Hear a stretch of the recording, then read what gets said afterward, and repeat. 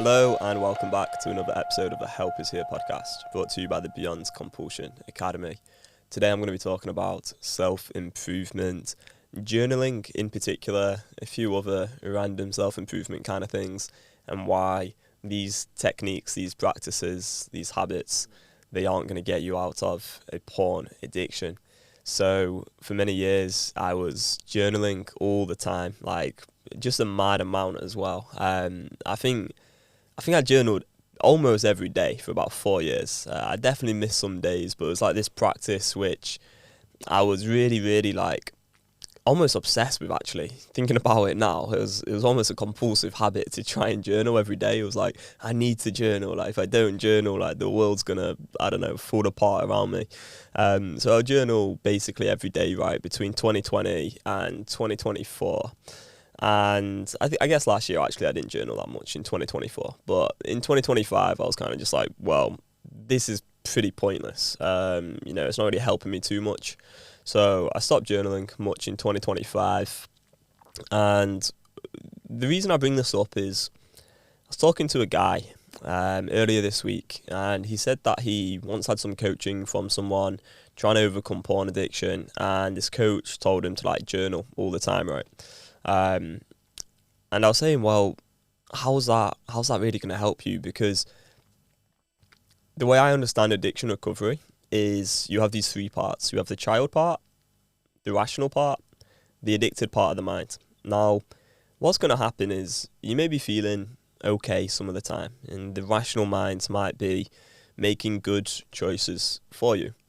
But then almost seemingly out of nowhere, the addicted part of the mind starts saying some absolute nonsense, junky thoughts, unanswerable questions.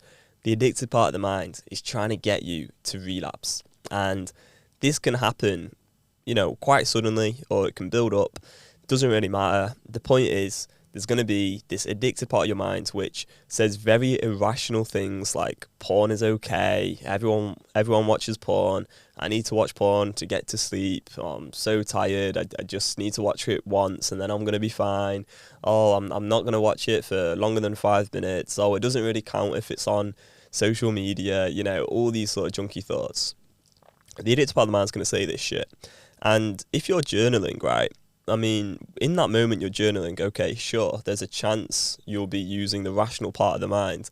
But as soon as you're actually experiencing compulsive desires, it's the addicted part of the mind that does the talking. It's the addicted part of the mind that's going to be spewing a load of bullshit. And if you try and get into conversation with the addicted part of the mind, when the addicted part of the mind's talking, what you're going to be doing is you're just going to be having the addicted part of the mind reply to the addicted part of the mind, and you're just going to have this back and forth where all your thoughts are basically just spinning you into a state of confusion, helplessness, and often feelings of deprivation, where you're just in this inner turmoil, this battle, this constant conflict, this tug of war, which is just an absolute mess. And that's what's going to happen. And Mary Paulus, my mentor, she's worked in addiction recovery 36 plus years. She's the one who taught me the Beyond Compulsion method. And it took me a while for me to really understand this, especially because I was so used to journaling for many years. But what she said is journaling isn't going to help you overcome an addiction because the addicted part of the mind takes the pen. The addicted part of the mind is going to be the one doing the talking in the moments that matter. So basically what you're going to have is you're either going to be writing in your journal in a rational way and maybe reflecting on things, and that's going to be fine and maybe even quite useful in other areas of your life. But in those moments you don't have any compulsive desire, like the addicted part of the mind's not doing any talking anyway, and so there's no chance of you actually relapsing in that moment anyway. So okay, that's one situation you could be in. And then the alternative situation is, in those moments of compulsive desire, the addicted part of the mind's talking, but you're not answering back with the rational part of the mind. You're just kind of observing maybe the thoughts. So you're seeing all these thoughts, but you're not actually challenging them. You're not actually changing them. So then what's going to happen is, one, you're either going to end up choosing to engage and relapsing because you're going to get so sick and tired of sort of battling and having this conflict going on in your brain, like sort of just writing it all out, without actually knowing how to change those thought patterns and deal with that problem, that constant conflict. You're either going to do that, or you're just going to be passively observing, what's going on in your mind, like the kind of mindful meditation approach. You're going to be passively observing without actually correcting and changing the irrational thought patterns. And therefore, again, nothing's actually going to change in your neural pathways. And eventually you'll probably end up relapsing, right? And you're not really going to feel sure of yourself or have that peace of mind and clarity and confidence and focus that you're actually really seeking. So this is why journaling in particular isn't going to be very useful if you're trying to overcome a porn addiction. What we need instead is to have a pre-prepared plan, like a very specific response to the addicted part of the mind. And that's why what we work on within the Beyond Compulsion Academy, and what I've done for over a year now, is use a very specific 5-fact script, which is actually built by the rational part of the mind with a very, very in-depth understanding of the addicted part of the mind and understanding of addiction, and gets you back grounded in the present moment, in those moments of compulsive desire, so that instead of just kind of going around in circles trying to figure out what to do when you have an urge, you read the rational part of the brain's sort of response to urges. So it's like you're getting grounded back in, okay, well, this is what's going on for me right now in this moment. Like, here's my choices, and you really think it through rationally, and then that's going to counter and respond to the addicted part of the mind and change those thought patterns and actually get you to a position where you can make a rational choice. You don't have to act on the desire. And then, you're going to be like, holy shit, I've just dealt with the addicted part of the mind for the first time. I've just dealt with an urge.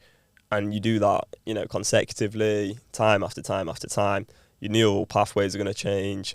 Your belief system around your ability to deal with urges and deal with this problem is going to change. Your life's going to transform. That's literally what we do. So anyway, I was in a this is a bit of a side story now, but I was in the sauna place that I go this week, and we had this session where I'd never done anything like this before, but it was this guy who was leading this session, and it was I think it might be sound healing. I think that might be what it's called. He's got these gongs, and he's playing these this kind of music and making these kind of sounds, and then we're all together in this sauna and we're humming and making these different sounds and shit. And that's a bit out of my comfort zone. I'm not really used to doing stuff like that, but I've got to admit it was a crazy experience. And we were really focusing on our breath, and I had some really profound, deep insights on stuff about life, and really just thinking shit, I really, really want to get this method out there to more people. And then I started to think about some friends from school that I've not seen in a while, and just kind of wanted to check in with them and see them and make sure they're okay as well.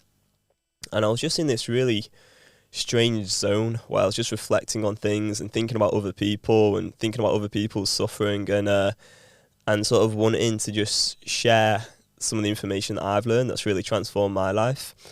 And then I got to a point where I was honestly so close to tears. I was just nearly crying in this in this environment around these people in the sauna with these gongs going on, and I don't really know what happened. It was crazy, but it was just such a unique, interesting experience I've never had before. And the thing is, to me, that's kind of your sort of maybe your more spiritual self-improvement sort of shit going on in your life. But I think I could only really experience all of that maybe because I'm free from the porn addiction, if I was still in the porn addiction, would I still have that same experience? Maybe not, but I think one thing is for sure is that kind of experience of doing all of that has nothing to do with porn, nothing to do with porn addiction. And the same is sort of true with journaling, really. The same is true with meditation, mindfulness. Same is true with maybe going to the gym, socializing, building a business, many good habits, many self-improvement kind of things. They're really, really good. And I'm a big advocate for them. I'm a massive advocate for meditation, for example. However, they're not going to solve a porn addiction. And so you want to just separate them completely, just separate these two things out, where you have porn addiction, where you've got these thought patterns which require change if you want to actually overcome it, and you have urges which are challenging to experience at times, but they're temporary and you can always deal with them.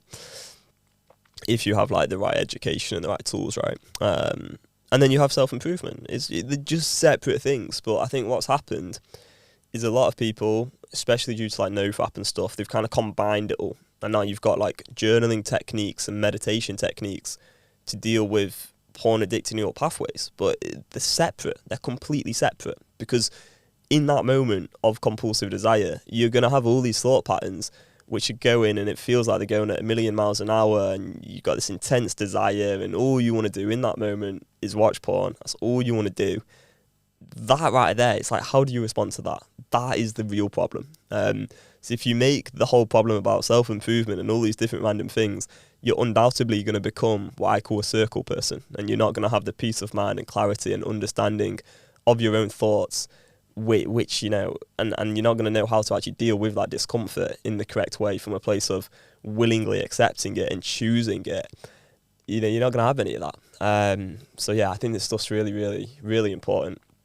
And I hope this video can help someone. I genuinely do. If you'd like to learn more about the Beyond Compulsion method, I'll leave a link in the description to a free training video.